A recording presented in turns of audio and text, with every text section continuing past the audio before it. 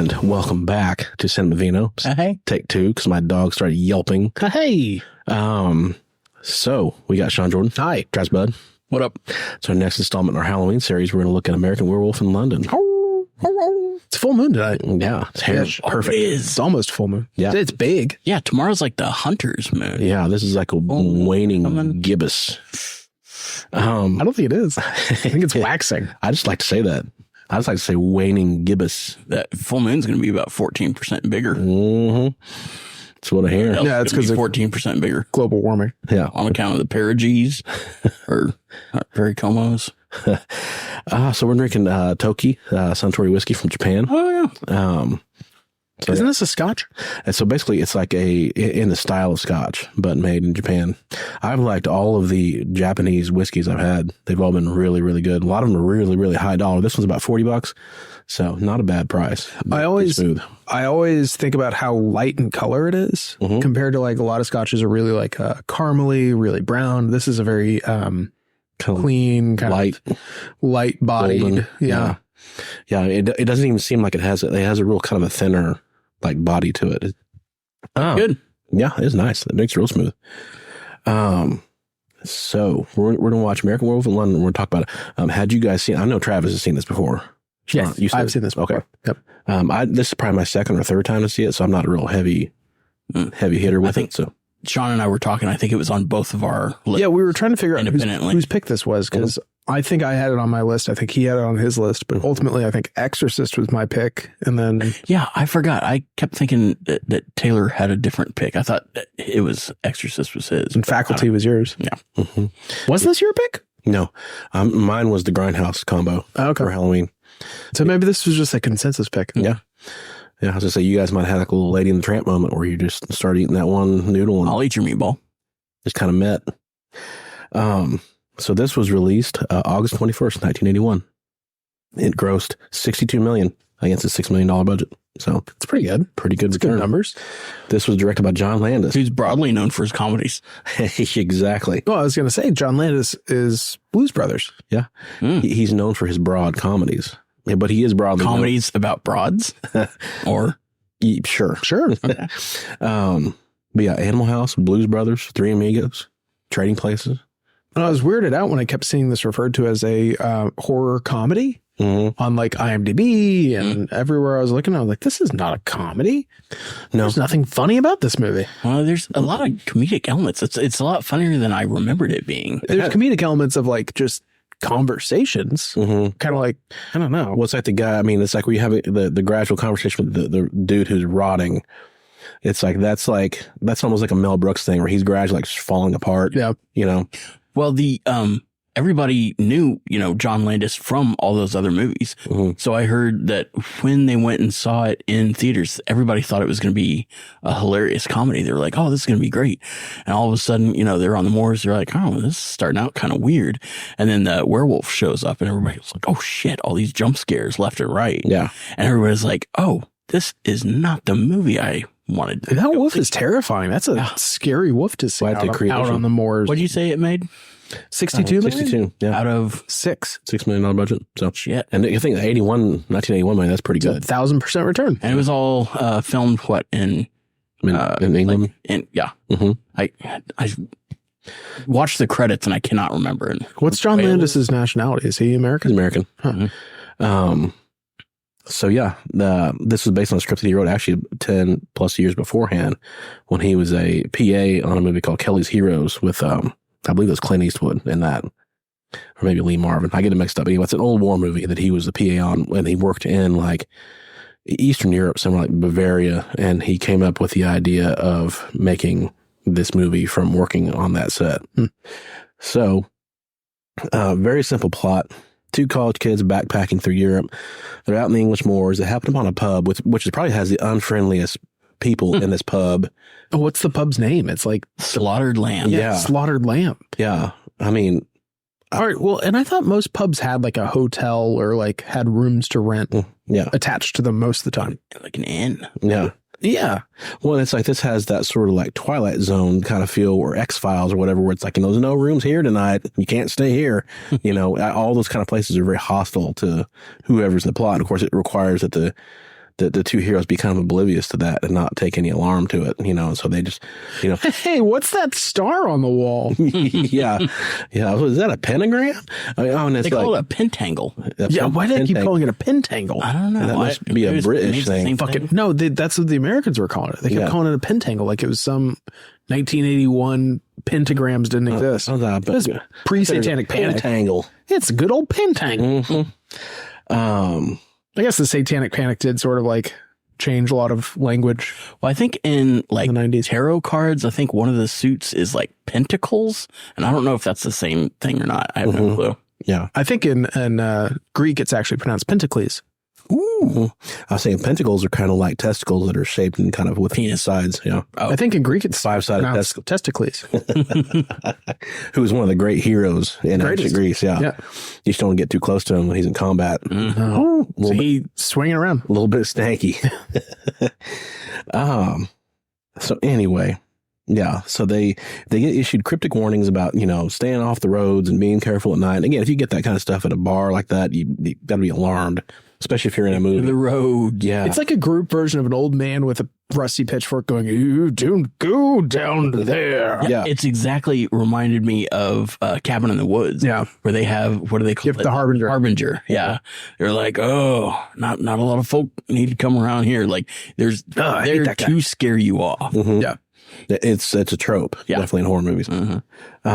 So yeah, predictably, the two boys, Jack and David, just objectively go off the road immediately. They're like, stay on the road. Just oblivious. Beware of the moon. Yeah, for no reason. And the first thing they do is they're like, oh, walking on the road. We're just randomly going off the road. Hey, let's also sing really loudly. Yeah. Well, they're American. Yeah. So again, predictably, they get mauled by a mysterious beast. Jack is killed. David gets maimed. He goes into a coma and he wakes up in a hospital in London. He almost leaves his friend behind. 21 days later. 21 days later. Almost leaves his friend behind and then has a change of heart. That was a weird twist, I thought, where it's like he runs off, almost, leaves him to be destroyed, then turns back and gets maimed in the process. And yet they all the village people came out and shot the wolf. Yeah, no silver bullet. What in the fuck? And if it was the actual village people, I would give this movie a whole extra point. Stop right there, you wolf. It's like, oh my God, it's a police officer and a construction worker and a Native American. Honestly, and if that a cowboy? Yeah. If they could have done that the whole time, what the fuck? And a biker? They just needed bait. That's what they were doing. We'll get to that in a minute. I've got some issues with this movie. So yeah, he wakes up and then he's got a handsome Silver Fox soap opera doctor and a pretty young nurse. Dude, that doctor was handsome. He was. Oh, he definitely had the General Hospital handsome doctor. He was a looker. Yeah, so that he is John Woodvine. Yeah, Dr. J.S. Hirsch. And John Woodvine sounds like the name. That's a great name of the doctor in the General Hospital type. Like, paging Dr. Woodvine. Yeah, I'd get piped by him. No problem. It's like, yes, nurse. Time for your injection. Bring me my stethoscope. So yeah, he has these two people looking after him. She takes an immediate liking to him, kind of Florence Nightingale syndrome. Super fast too. Yeah, a little bit. Yeah. It's like he's got a cute. He had no game. He was just and then she was like, "Why don't you come back to my place?" And that's an issue in the next movie we're going to watch, Salem's Lot, where it's like that happens a little bit fast. Yeah, we'll talk about that in the next episode. But yeah, so he gets visited by the decaying corpse of his buddy Jack, who tells him that he has now been transformed into a werewolf who will, at the next full moon, change. Only way he can break this is to commit suicide and basically end the line of werewolves. So once he gets released from the hospital, he and his new girlfriend, Alex, they try to figure out. Well, they're not putting labels on it, Yeah, whatever they are. Friends. Situationship. Yeah. That's what the kids are calling it these days. I like that. Yeah. What's it called? Situationship. Oh. Yeah. So basically they have to figure out whether or not Jack's appearance was real, whether or not his warning was real, what they need to do about it. And that is the balance. It's basically building to the next full moon. It's a long, slow build up until, he inevitably transforms. So I'm curious to see what you guys think, having seen it before, probably more than me. Actually, I want to hear you first. You hardly ever go first. Okay, I'll go first. Again, I'm probably the best person to go first just because I'm the... Yeah, I think you've probably seen it the least. Yeah. Mm-hmm. So my opinion is this is about 2/3 of a really good movie. About 2/3 of the way in, it's pretty good. And like you said, I think that there's some kind of comedic elements to it that get put in there. I mean, not necessarily straight out comedy, but there's some funny parts to it. It definitely, there's elements of it that it doesn't take itself too seriously. The monster effects are incredible, especially for that time period. I love those old school practical effects of, the guy transforms into a werewolf and there's no CGI, so they got to do it the old fashioned way. Yeah. It's fun to watch that kind of stuff and to try to figure out how they did that.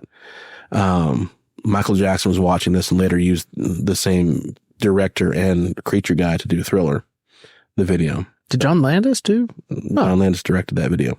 And that was 82, right?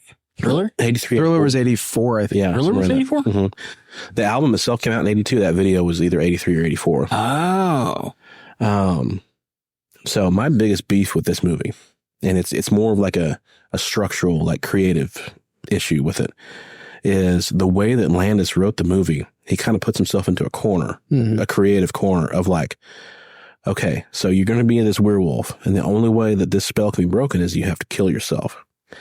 And so that leaves him with two options on how to end the movie. The first option is that ends with him committing suicide, and that's the end of your movie. No, that's a depressing ending. Yeah. And then option two is he figures out a loophole or a cheat or like some kind of Deus Ex Machina to get out of it, in which case your whole plot's been pointless. And so they kind of fudge that at the end by doing some kind of suicide by cop thing. It kind of, they kind of hedged their bets. And the movie doesn't really have a firm ending. It doesn't end. It just stops. Yeah. It just kind of hits a wall and then splats to the ground. It's the King Kong ending. I totally agree with that. Like I was watching that thing and somebody going to walk up like, it was beauty that killed the beast. Yeah. Well, they say it also like, and ever since you mentioned it, for The Dark Knight Rises, where they're like, oh yeah, Alfred tells you how the movie's going to end like an hour before it happens. Mm-hmm. He sees, Bruce sitting in a cafe somewhere and they pretend not to know each other. They just nod. Yeah. And they say the same thing in this movie. And he says a werewolf has to be killed by someone that loves him. And he says, I love you to her later on. And she doesn't say it back until the very end. She's like, David, is that you? He's a crazy ass werewolf. She goes, I love you. And then he jumps and then they shoot him and he dies. And then she's crying. Boom. That's Fay Wray. That's King Kong. Roll credits. Yep. Yeah. So yeah, it's a very strange ending to the movie. It's a very abrupt. I think he really does a good job of building up the tension in the first 2/3, and then the third act just releases the tension, but not in a very constructed way. Yeah, there's no real like conflict that gets resolved. It's just okay. The movie's over. It's just like bland credits. We resolved the conflict through just eliminating it. And if you're introducing like the undead and you're introducing purgatory and these crazy things and pentangles, and all of a sudden you have all that, and then you say, okay, you have to commit suicide, and you're like, wait a minute, if I commit suicide, and apparently heaven exists in this world, like for sure, because all this other shit exists, like. Aren't I not going to get into heaven just because I got bitten? That's kind of hosed. But I wonder. Yeah, we don't know how that works. Yeah. Who knows? What are the rules? Yeah. So what would you give it? I would give this a 6 out of 10. Okay. So I enjoyed a lot of it. I really did. What about as just a werewolf movie? Is this the best werewolf movie you've ever seen? Is it? It can't be the worst. No, because Howling 7 exists. No. I mean, I would say it's definitely better than the Jack Nicholson, Michelle Pfeiffer werewolf movie. Let me ask another question. Do you have a favorite werewolf movie? Yeah, Todd. Yeah, everybody has like, they're like, oh, on a date, fuck all the other questions. Ask what their favorite dinosaur is. Mm-hmm. Mine is, what is your favorite werewolf movie? Yeah, I'd say this one's definitely definitely the best contemporary one. Does it have to be exclusively werewolves? Just werewolves, yeah. Oh. Like a werewolf movie. I do love how they treated them in the Harry Potter series with Azkaban. Was it Professor Lupin or whatever? Yeah.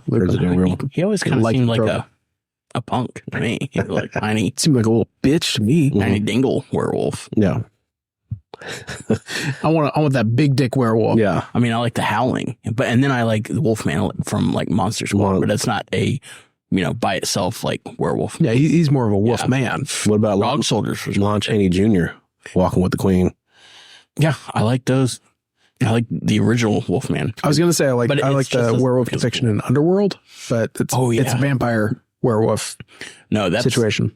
That works though, because it is, right, two different factions. But I'm just saying, Monster Squad, it's the Wolfman plus all the other one. It's not a werewolf. Sorry, I will say that the Werewolves of London was in my head the entire time. Oh, Werewolves of London. God damn, that's a good song. There's a sequel to this, right? Perfect. American Werewolf in New York. Paris. Or Paris. Yeah.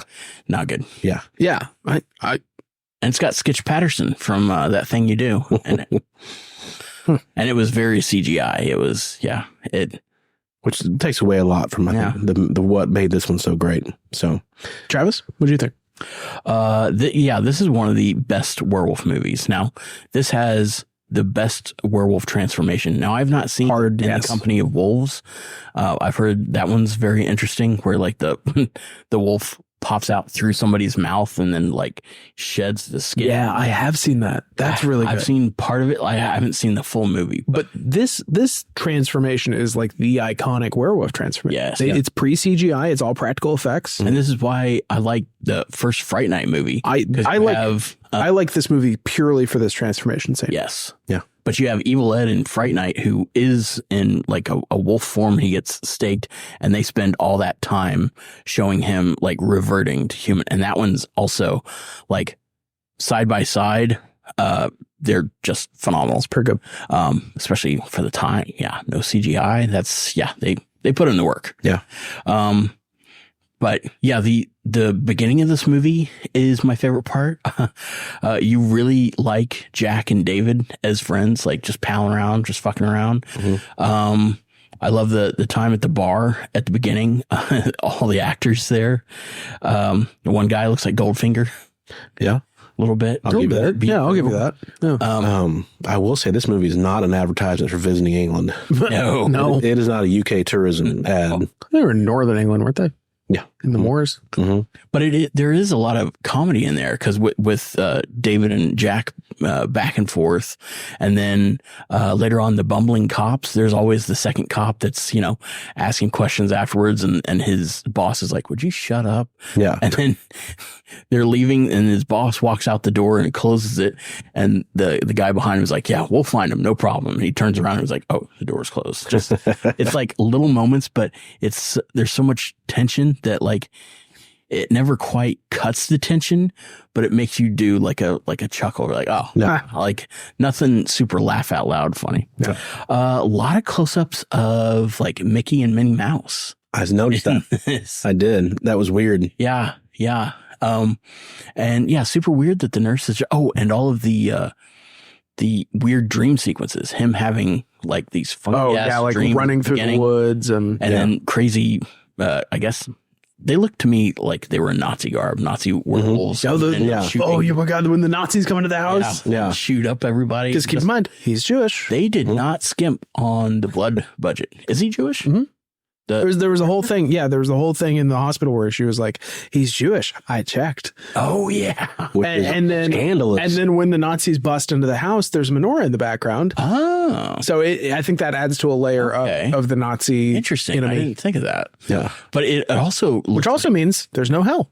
Oh yeah, maybe. Yeah, I don't know stuff about religion. I don't know things. But it reminded me of the fake werewolf trailer of Rob Zombie and Death Proof, the Werewolf Women of the SS. Yeah. Yeah. What an awesome title. Yeah. I still want that to be a full movie. Yeah. Every movie that got turned into a full movie off of those trailers was terrible. What? Don't you like Thanksgiving? No. I love Thanksgiving, but I hate Thanksgiving. Mm-hmm. Oh. But you love how much. And then you got Thanksgiving 3, The Hunt for Thanksgiving 2. And Machete. Yeah. Didn't Eli Roth? Eli Roth. Was the tire? The thing. Was it Rubber? Did that come out of one of the trailers? Oh, the tire? The killer tire? Oh, I think they did a different trailer. So it wasn't tied to Death Proof and the Okay, yeah. But it was a different... Anyway. I'm getting mixed up. We'll get there. Yeah, all the little dream sequences were interesting, especially the dream within a dream sequence. They're like, oh, man, that was a fucked up dream. I was like, oh, I've got just what you need. Mm-hmm.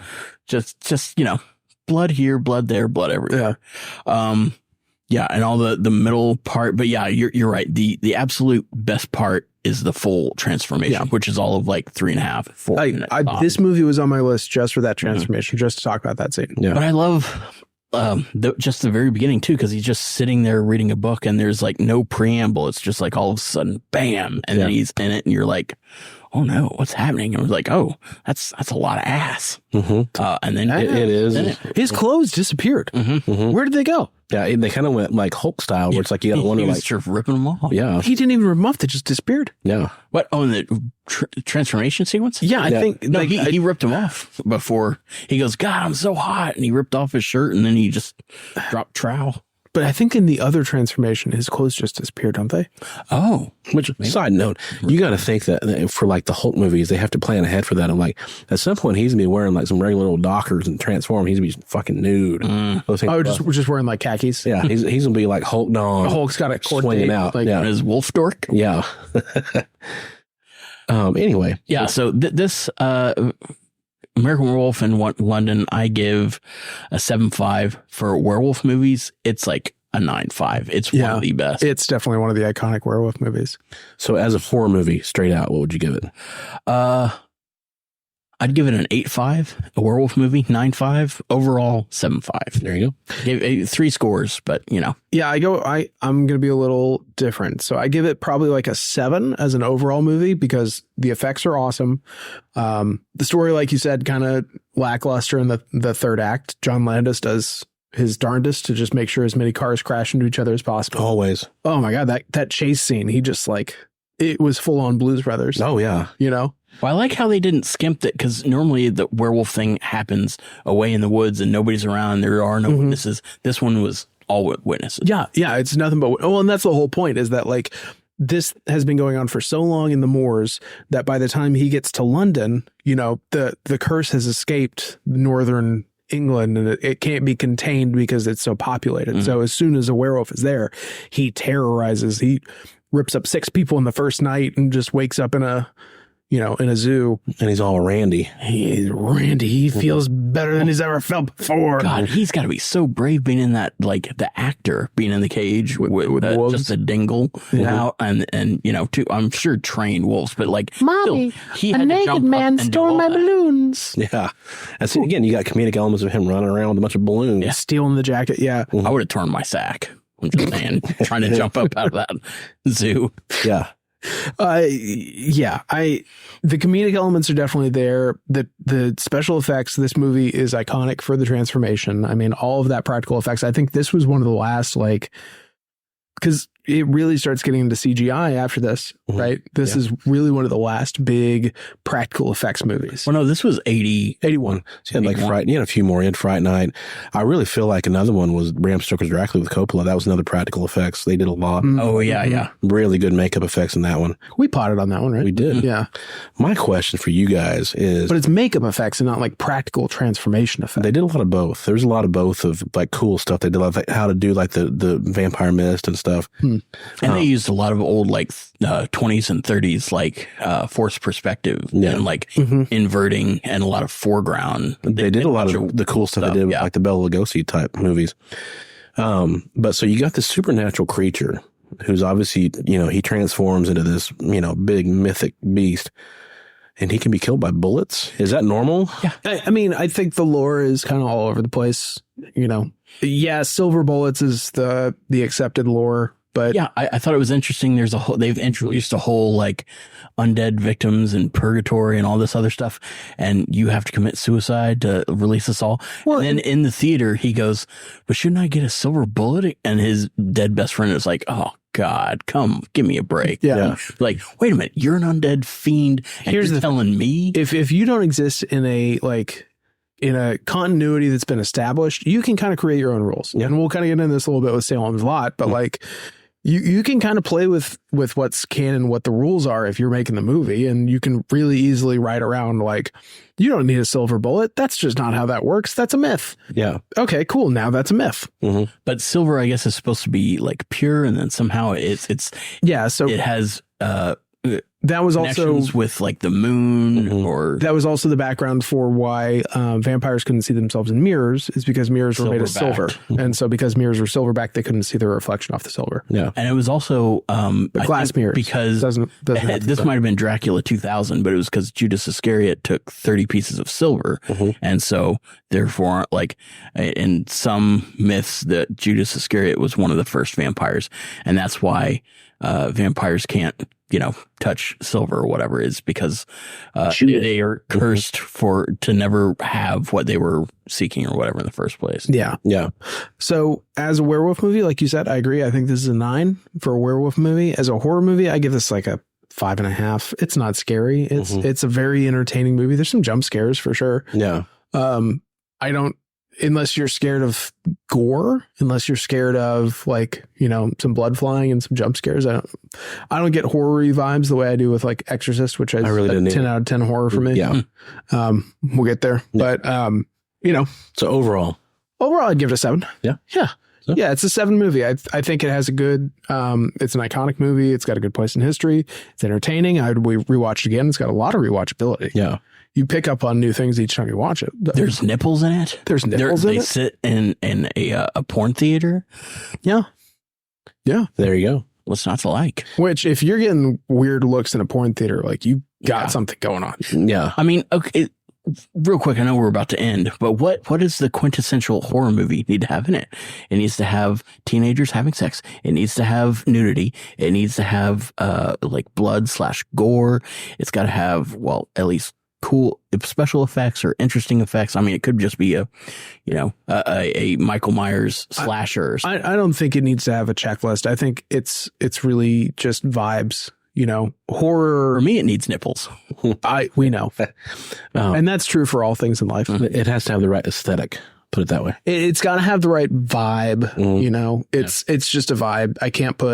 I could probably put a rubric around it, but Mhm. I guess I always think 80s films like that. 80s. Well, and there's like 80s slashers, and there's like 80s, the 80s popcorn horror movies. Mhm. But like The Exorcist is a legitimately scary movie. Yes. Yeah. Unsettling. Unsettling movie. Like when we did Insidious. I think Insidious is another really good horror movie. It's got all the good aesthetics of horror without being too over the top on a lot of the things. Is that the weird red face? Yeah. Oh, yeah. Okay. Ironically, I think Midsummer is also Great horror. an unsettling horror movie. movie. Yeah. The Witch, great horror movie. Mhm. It's really unsettling. And I think there's a lot of different categories of horror. And I think anytime when we start pulling together movies for October, you tend to go monster. I tend to go more horror, and Todd tends to go wherever the fuck Todd Yeah.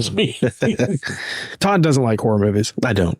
Then I'm sorry. But to each their own. I want to talk about real quick, Flaviar.com, the latest sponsor. They do a lot of whiskeys. They do all kinds of spirits. I mean, anything you like, rum, gin, tequila, you can find it there. They lean heavily into whiskey. It's a great place if you want to buy a gift for somebody. If you have a whiskey drinker in the family, it's a good place to go. Christmas coming up. Yep. If you want to sign somebody up for a monthly whiskey, it's about $40 a month. They get a brand new whiskey, $7.50. If you yourself like one, you want to treat yourself. Whiskey of the month. Treat That's yourself. 40 a month is not bad. Not bad. You get Bad. a nice, Full size bottle. you get a full size Nice bottle. spread. Yeah. Damn. I like it nice. But yeah, they will. Yes, you do. You can get samples. You can get all kinds of stuff. So it's like a whole charcuterie board. full That's of nice whiskey. because like I always want to try different stuff, and I don't want a full size bottle of everything. Mhm. Yeah. So yeah, Flaviar.com /Cinemavino. Use promo code Cinemavino10. That's 10. You get 10% off of any purchase of $100 or more. It's a pretty good deal. Not bad. So yeah, Not bad. so it's been another episode of Cinemavino. We thank you guys very much. We've got T-Bud Yo. and Sean Jordan. Howdy. And my name is Todd Wofford. And great movies, Only Drunker. We will see you guys next time. Bye.